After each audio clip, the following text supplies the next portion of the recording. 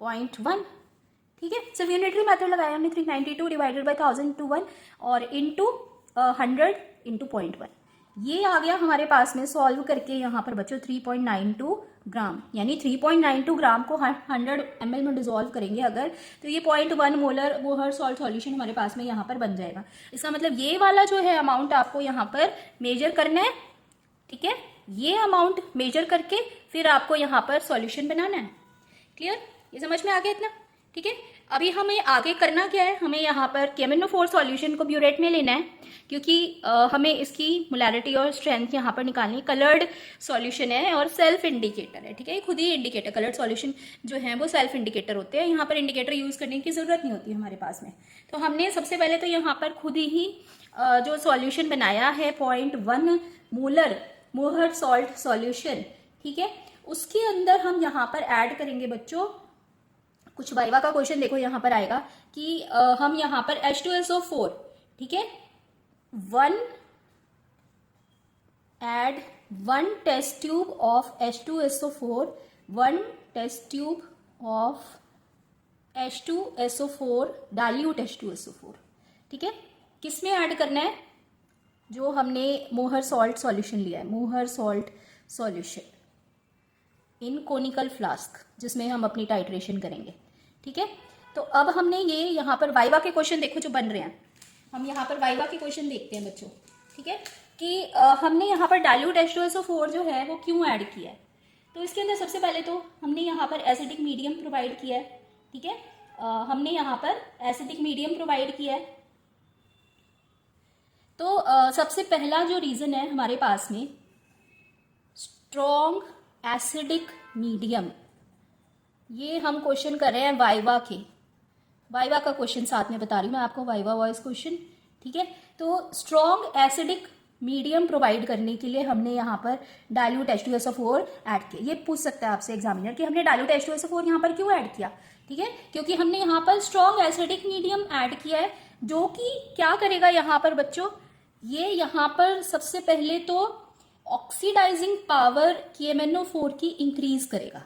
ठीक है, KMnO4 की ऑक्सीडाइजिंग पावर को इंक्रीज, ये तो पता है हमें कि KMnO4 बहुत अच्छा ऑक्सीडाइजिंग एजेंट है, उसको और ज्यादा इंक्रीज करने के लिए हमने यहाँ पर एसिडिक मीडियम प्रोवाइड किया है, क्योंकि बेसिक या न्यूट्रल कंडीशन के अंदर हमारे पास में इतनी अच्छी ऑक्सीडाइजिंग नहीं हो सकती। ठीक है, तो पहला रीजन समझ में आया, यहाँ पर स्ट्रॉन्ग एसिडिक मीडियम हमने क्यों दिया है, ऑक्सीडाइजिंग पावर यहाँ पर हमने इसकी बढ़ाई है KMnO4 की। दूसरा, फिर हमने यहाँ पर जो MnO4 नेगेटिव जो है वो हमारे पास में बहुत सारे रीजंस हैं, जो भी आपको ध्यान आए मैं आपको बहुत सारे रीजंस बता रही हूँ यहाँ पर। ठीक है, एसिडिक एनवायरनमेंट क्या करता है कि MnO4 नेगेटिव यहाँ पर किस में कन्वर्ट हो रहा है, ये Mn2+ में कन्वर्ट हो रहा है। अब यहाँ पर MnO4 नेगेटिव जो है ये क्या है, कलर्ड है। ठीक है, और ये कलरलेस आयन के अंदर कन्वर्ट हो रहा है। Mn2+ क्या है, यहाँ पर कलरलेस आयन है। ठीक है, तो यहाँ पर ये कंप्लीट रिडक्शन भी कर रहा है, कंप्लीट रिडक्शन इंश्योर कर रहा है यहाँ पर जब हम एसिडिक मीडियम डाल रहे हैं। ये बात समझ में आई यहाँ पर कि एसिडिक एनवायरनमेंट जो है MnO4 नेगेटिव को कंप्लीटली रिड्यूस कर रहा है Mn2+ आयन के अंदर। ठीक है, और प्रिवेंट करता है यहाँ पर कि हमारे पास में MnO2 मैग्नीज डाइऑक्साइड के ब्राउन कलर के पीपीटी ना बने, Mn2+ में कन्वर्ट हो और कंप्लीट रिडक्शन हो यहाँ पर। ठीक है, इसके बाद फिर हमारे पास में हम थर्ड रीजन देखते हैं। थर्ड रीजन ये है कि फेरस अमोनियम सल्फेट, ये जो है हाइड्रोलाइसिस शो कर सकता है। मोहर सॉल्ट क्या है हमारे पास में, फेरस अमोनियम सल्फेट, तो ये हाइड्रोलाइसिस शो कर सकता है किसकी प्रेजेंस में, वाटर की प्रेजेंस में, और कन्वर्ट हो सकता है फेरस हाइड्रोक्साइड में, फेरस हाइड्रोक्साइड में। ठीक है, तो यहाँ पर हमारे पास में ये इसमें कन्वर्ट ना हो। ठीक है, इसीलिए हम यहाँ पर क्या डालते हैं, ये कन्वर्जन यहाँ पर ना हो, इसीलिए हम इसमें क्या ऐड करते हैं, H2SO4। ठीक है, एसिडिक मीडियम यहाँ पर ऐड करते हैं। ये बात समझ में आ गई यहाँ पर। ठीक है, उसके बाद देखो कुछ और जो रीजंस हैं यहाँ पर। अब यहाँ पर दूसरा वाइवा का क्वेश्चन आता है बच्चों कि हमने यहाँ पर हमने यहाँ पर YH2SO4 is used, YH2SO4 is used. H2SO4 को ही क्यों यूज किया है? हमने HCl को यूज नहीं किया यहाँ पर। HNO3 वो भी तो एसिडिक मीडियम दे सकते थे, लेकिन हमने यहाँ पर ना HCl यूज करा ना HNO3 यूज करा, हमने यहाँ पर H2SO4 को यूज किया। इसका क्या कारण है? एक्सप्लेन करो यहाँ पर। ठीक है, एसिडिक मीडियम ही तो देना है हमें, तो क्योंकि HNO3 एक स्ट्रॉन्ग ऑक्सीडाइजिंग एजेंट है अपने में ही। ठीक है, और ये क्या करेगा यहाँ पर Fe2+ को ऑक्सीडाइज कर देगा। Fe2+ को ऑक्सीडाइज कर देगा, जिससे कि MnO4 का जितना वॉल्यूम लगना था वो अब यहाँ पर कम लगेगा। इसी तरह से HCl को क्यों नहीं यूज कर सकते? क्योंकि यहाँ पर जो KMnO4 की प्रेजेंस में HClCl2 में कन्वर्ट हो जाएगा। ये एक रिड्यूसिंग एजेंट की तरह काम कर रहा है, जिसकी वजह से हमें यहाँ पर KMnO4 का एक्स्ट्रा वॉल्यूम यूज हो जाएगा। एक्स्ट्रा वॉल्यूम अगर यूज होगा तो इनएक्यूरेट रीडिंग यहाँ पर हमारे पास में आएगी। ठीक है, तो ये कुछ जो है वाइवा के क्वेश्चंस बनते हैं यहाँ पर, जो हम H2SO4 ऐड करते हैं वो क्यों ऐड करते हैं।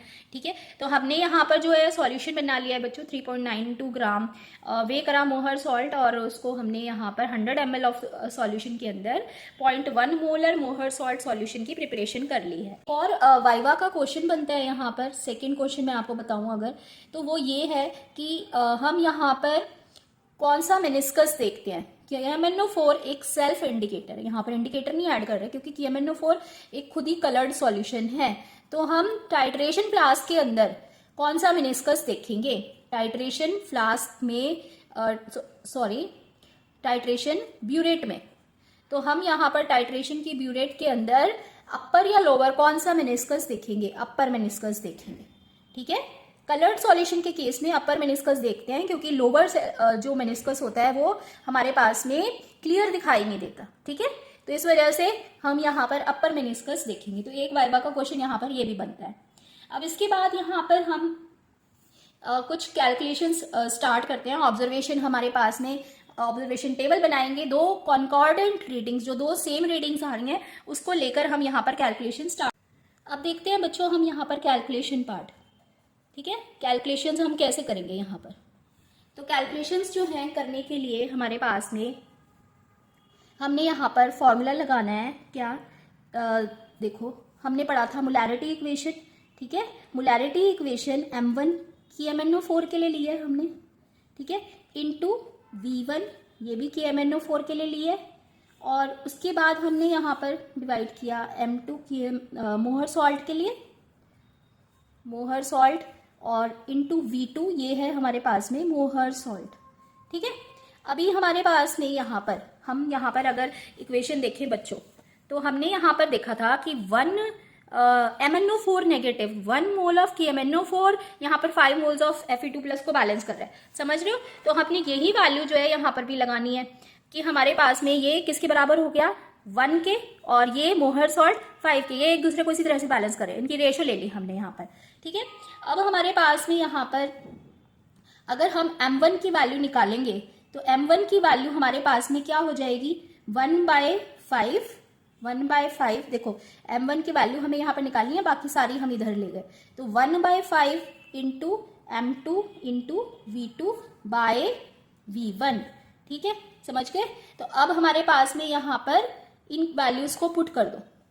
पुट करो यहाँ पर हमारे पास में क्या क्या वैल्यू आएंगी। तो 1/5 इंटू M2 की वैल्यू क्या होगी, यहाँ पर मोहर सॉल्ट की मोलैरिटी 0.1 बनाई थी हमने। ठीक है, और उसके बाद V2 क्या है हमारे पास, मोहर सॉल्ट का वॉल्यूम जो हमने पीपेट आउट करा है, 10 ml की पीपेट से हमने 10 ml पीपेट आउट करा है। ठीक है, और उसके बाद फिर हमारे पास में यहाँ पर इंटू V1 का वॉल्यूम, KMnO4 का वॉल्यूम जो आपने ब्यूरेट से लिया है, ये ब्यूरेट वाला वॉल्यूम है। ठीक है, अब इसके अंदर मान लो आपने 5 रीडिंग ली, उसमें से 2 कंकॉर्डेंट रीडिंग्स कम से कम जो सेम आ रही हैं वो हमें यहाँ पर रीडिंग लेनी होगी। उसमें से एक रीडिंग लो जो सेम रीडिंग आ रही है। तो हमने मान लो कि 10.1 आ रही है हमारे पास में, हमने 10.1 रीडिंग को यहाँ पर ले लिया। तो ये हमारे पास में यहाँ पर कितना आ रहा है, 0.0198 मोलैरिटी ऑफ द सॉल्यूशन। ठीक है, मोलैरिटी ऑफ KMnO4 हमारे पास में, मोलैरिटी ऑफ KMnO4 जो है वो कितनी आई है, 0.0198 मोलर, जिसको अप्रॉक्सीमेटली हम यहाँ पर राउंड ऑफ करें तो ये 0.02 मोलर या मोलैरिटी का सॉल्यूशन हमारे पास में आ रहा है। ठीक है, लेकिन हमें यहाँ पर स्ट्रेंथ भी निकालनी है बच्चों। तो स्ट्रेंथ निकालने के लिए क्या करते हैं, स्ट्रेंथ होती है हमारे पास में ग्राम पर लीटर के अंदर, ठीक है, और मोलैरिटी होती है मोल्स पर लीटर के अंदर। तो हम यहाँ पर क्या करेंगे कि हमारे पास में जो मोलैरिटी है, मोलैरिटी जो है उसको मल्टीप्लाई कर देंगे मॉलिक्यूलर मास ऑफ KMnO4 से। KMnO4 की निकालनी है ना हमें स्ट्रेंथ, तो मॉलिक्यूलर मास ऑफ KMnO4 से यहाँ पर उसको मल्टीप्लाई कर देंगे। समझ गए, क्योंकि ये ग्राम पर लीटर में निकलनी है ना, और मोलैरिटी होती है हमारे पास में gram divided by molar mass, number of moles divided by litre, ठीक है। तो हम यहाँ पर अगर उस मोलर मास से इसको मल्टीप्लाई कर दें तो ये इक्वल हो जाएगा। अब यहाँ पर हमने मोलैरिटी आ रही थी हमारे पास में 0.02 और 158 है KMnO4 का मॉलिक्यूलर मास, तो ये हमारे पास में यहाँ पर आ गई 3.16 ग्राम पर लीटर, ठीक है। ये हमारे पास में यहाँ पर इसकी स्ट्रेंथ आ गई बच्चों। तो इस तरह से आप करोगे यहाँ पर ये कैलकुलेशंस, ठीक है। कैलकुलेशंस अगर हम टाइट्रेशन कर रहे हैं यहाँ पर KMnO4 और मूहर सॉल्ट की।